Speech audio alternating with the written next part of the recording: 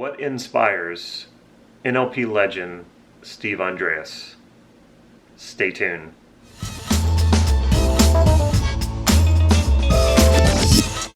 Hey, this is Damon Cart from NLP Gem. In just a moment, I'm going to get to my interview with Steve Andreas, but before I do that, if you haven't already, please click subscribe to this channel so you can get these videos on a regular basis. And if you haven't visited my website, you should do that because I give away some free NLP training as well as some hypnotic inductions. Stay tuned for a special announcement at the end of the video. I'm here with Steve Andreas and really happy to be here, and I really appreciate you taking the time to sit and talk with me. We'll see how it goes. We'll see how it goes. So first of all, I want to say thank you so much for your kindness and generosity over the years since I first met you. It's been about 4 years, and the time that you've taken to answer my questions and help me troubleshoot things and the conversations that we've had. Can't tell you how much that has touched me, and I appreciate that. Oh, good. Freely given. And that actually is what my questions are being based off here is 3 things that have really impressed me about you, and there's a lot more I think impresses me, but I wanted to pick 3 things that 3 things in particular, and one is out of the thousands. Out of the thousands. So your kindness and your generosity, your willingness to help people. Now I know that I'm not the only person that you've helped, and I know there had to be many more people emailing you and you working with them the same way that you've worked with me. What is so important to you about that you've helped people so much and given so much of your time to do that without asking for anything in return? Well, I think there are 2 answers to that. One is that it's enjoyable just to give. There's even some research out that shows that when people give freely of their time and effort to other people, it makes them feel good. That happens for me too. The other is that I'm really committed to the principles of NLP, and I think you are carrying them off in your own way and a creative way, and I want to support that. Definitely appreciated. I was digging up the old emails, our very first emails that we exchanged, and it's interesting to kind of see like a story arc of I didn't really know much about you, didn't know much about your work, and you were answering all my questions, so I kept coming back for more and more, and you finally got to a point where I think I was asking for too much of your time, and you said, I can't keep up with your questions, here, go read this book, which was Transforming Yourself. Mm-hmm. And I mean, almost overnight, it did transform me. When I started doing the exercises, I hadn't seen anything this profound, and NLP itself was probably one of the most profound things that I'd ever studied or done or engaged in. And here I came across this model, and I couldn't believe that I hadn't learned it already and that it wasn't being taught in other places. And that was my big surprise when I came across it. And I asked you about that. I said, why are they not teaching this in other places? Why is this not being taught at all? Because you told me that no one was teaching it at the time. You had stopped teaching it because you retired. And well, I guess my question is, were you surprised that I took to the model and that I was getting so much benefit out of it and that I still working with it? Well, I wouldn't say I was surprised. I was gratified. As far as I know, very few people are using it very much, and I think it's pretty special. And not just because I developed it, but it's got a lot of precision and detail and so on. And originally, the NLP was based on problem states and resource states. And if you think about it, if you went to a doctor and you said, I've got a problem, and they say, here, this one resource will cure it all, you find another doctor. Mm. But in NLP, there's this idea that if you just access a resource state unspecified and use a problem state unspecified, that there will be a match. And it's amazing how often that's the case, that if you do that, you anchor a resource state and you integrate it or chain it to the problem state, people feel different and behave differently and so on. It's kind of amazing to me looking back that works at all. Mm-hmm. because there's so undefined, a problem state is so undefined and a resource state is so undefined, and it's just unlikely that there'd be any kind of match at all. With more precision, you can match the resource to the problem, and then you really nail it. It is definitely a very precise model, and I think that was probably the point I had reached. I was experiencing a lot of confusion and kind of plateaued. I had the basic NLP skills down, but that model was really what was able to give me that laser-like focus on exactly the elements that I wanted to change. But not just that, when you're working at the identity level, it's so much more powerful than just solving behavioral problems. Well, it depends on the problem. You know, if somebody can't spell well, you don't really need to work on the identity level. You can just, if I'm a bad speller or something like that, you just teach them the spelling strategy and they're done. And so one principle is to work at the lower logical level, lowest logical level that will get the job done. And identity level change is much more pervasive, but it's also less specific. So there's a trade-off. Yeah. Someone can't ski, it doesn't help them to deal with their identity. Unless they're overwhelmed with fear, maybe, of skiing. That's another thing I could take off and run with for a long time, the idea of confidence. Sometimes people have the skill, but they don't have the confidence to put it into practice. In that case, if you anchor in some confidence, then they can actually actualize the skill that they already have. But there's plenty of times when that doesn't work because they don't have the competence to go with it. And then they have confidence without competence, and that's dangerous. Robert Fulghum says, ignorance, power, and pride are a deadly combination. And there are plenty of people who are confident of doing things and they're actually incompetent to do those particular things. They might be good at something else. And that's not good. That's what gets people into plane crashes and things like that.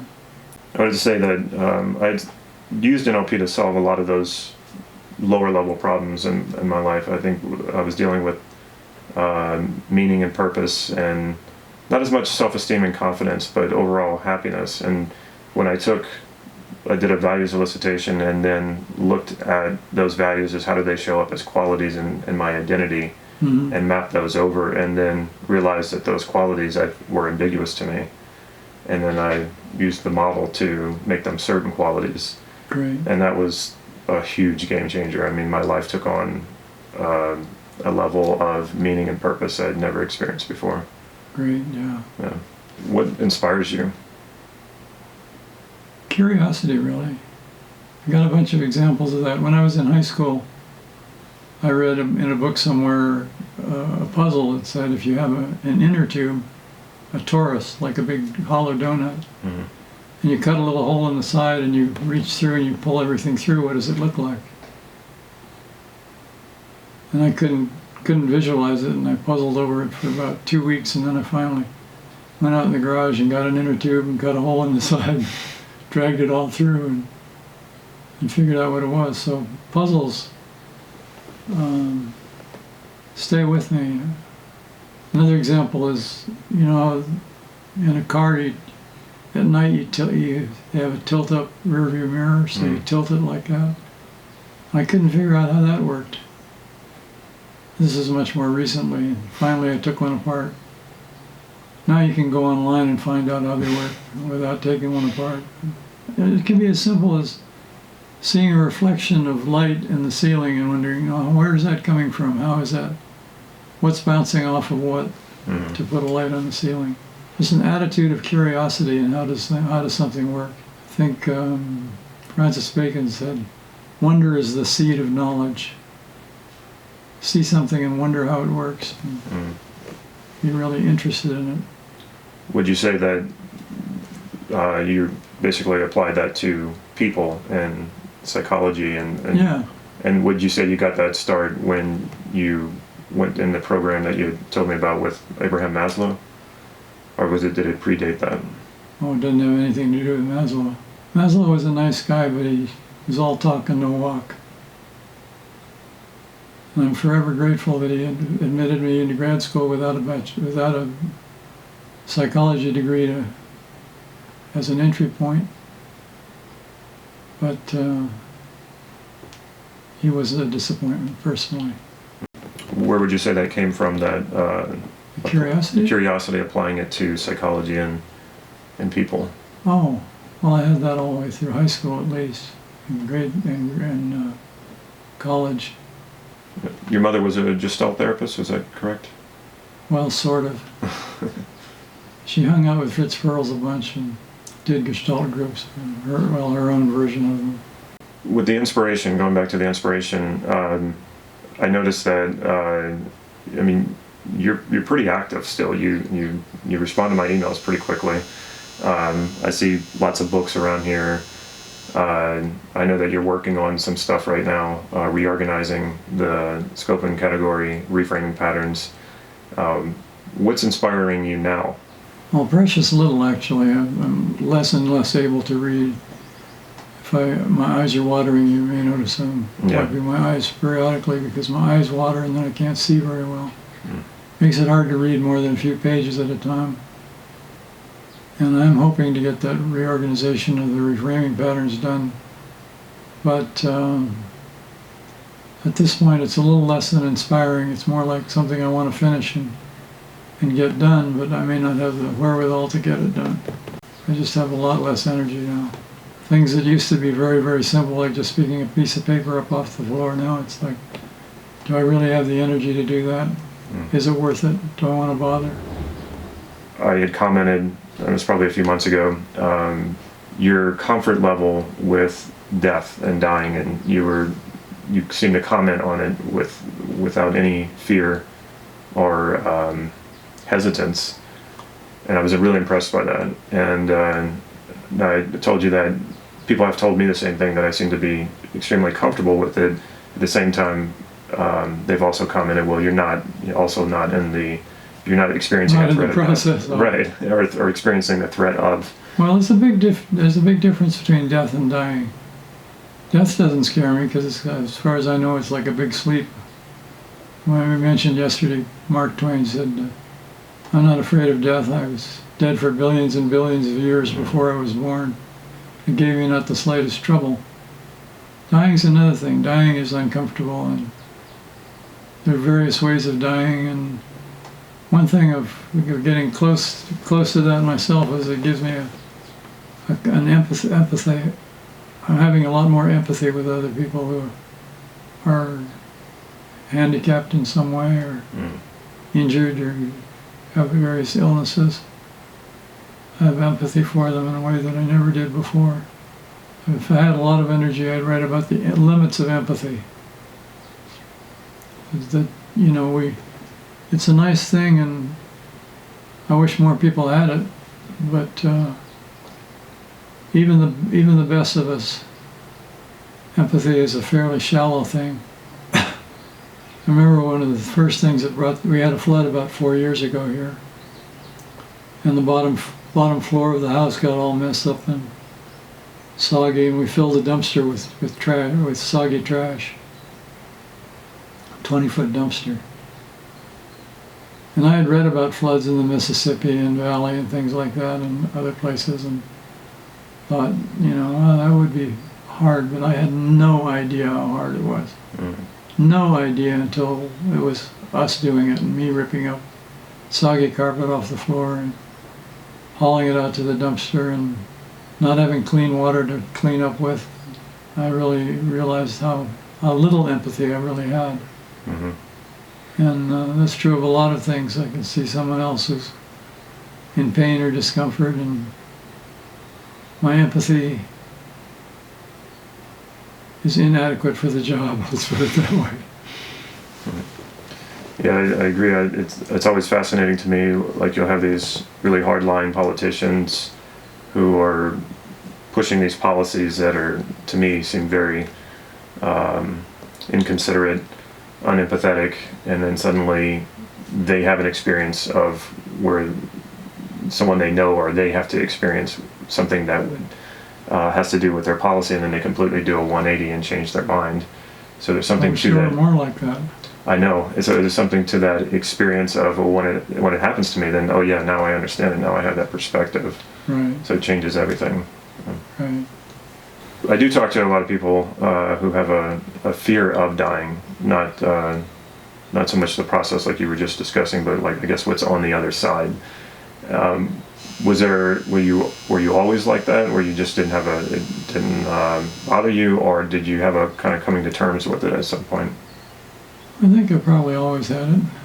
I was kind of a born atheist. When I was very small, I would, as my mother tells me this, I don't remember it, but when I was very small, I asked her to tell me there were no angels. She would tell me, well, I don't know that's the case. I've never seen an angel, and I don't think there are angels, but I don't know. And I kept insisting on her that she'd tell me there were no such thing as angels. So it seemed to start pretty early. My father was an atheist too. Probably had something to do with it. Now, your grandfather was actually a preacher, right? My grandfather and his father, all Baptist preachers in Burma. And then your father decides to... He went the other way. Yeah. Went the other direction. Similar to my experience, my family's very religious, and I went the other way. And what I've heard before is there's no atheist in a foxhole. They like to say something like that. And even if it were true, it would mean that fear was the motivation. And if there is a God, I don't think he'd be that respectful of fear as a motivation to believe in him. It's a pretty shallow kind of God who would scare the shit out of somebody in order for them to believe. That was my upbringing, using the fear perspective. And it was funny too, because as I got older and I met other Catholics and I told them about my experience of Catholicism with the fear, they were surprised, and that was when it opened my perspective to realize that not everybody was brought up that way. Yeah, some people have different reasons for believing in higher power. Check out my website, nlp-gym.com. Just today, I opened enrollment for Transforming Yourself, the online training. This is the model that I referred to in this interview. To me, it is the most powerful NLP model ever created. It was taught to me by Steve Andreas, and now I can bring it to you online, and you can take the training at your leisure whenever you feel like it, whenever you want to do it, and you have lifetime access to it when you purchase this training. I will include the link down below so you can click on it and go directly to the landing page so you can find out more information about it. Take care.